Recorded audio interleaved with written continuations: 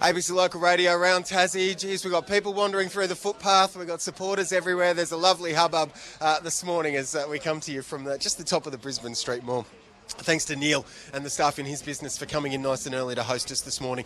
Roy Ramage is with the Renewable Energy Party. When I met your counterpart yesterday, he'd already made some... Oh, hello, we've got the wind picking up and a bit of a blowing issue. Jane, if you can take care of that.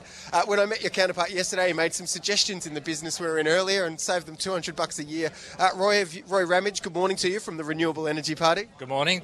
Have you got any suggestions for the corner we're standing on now and how they could save money on power, Roy? Well, I think a few wind turbines and some solar panels on the roof might help. But let's talk about the debt. The debt I'm worried about is private debt. It's 185% of GDP. If their energy bills go up, which they will in Tasmania, and you've just got to look at the additional $180 million that it's just cost us for the continual breakdown of our energy. So private debt being 185% of GDP is far more worrying than federal government debt, which is only 35% of GDP. So what does that mean in the context of this campaign and policy prescriptions from there? Well, if all that money's being thrown around and they want to throw $500 million at another Basslink, which they have not paid for, it's cost us $72 million every year for the next 16 years for Basslink. They've just added another $185 million to the cost of energy. Your energy prices are going up. The bakery you introduced earlier this morning, its third largest bill after labour and rent is energy. That is set to double.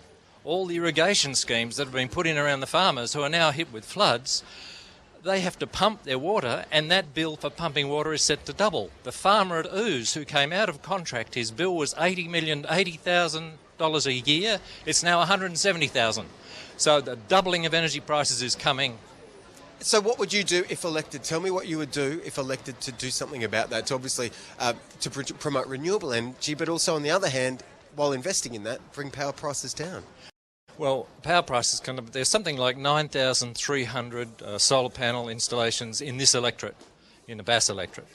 The saving there is in the order of $3 million per annum. If we had $500 million thrown at us for another link, instead of doing that, we could triple that. So the total savings in Australia from solar panel in Tasmania right now are about 3 times 80. 24. About that.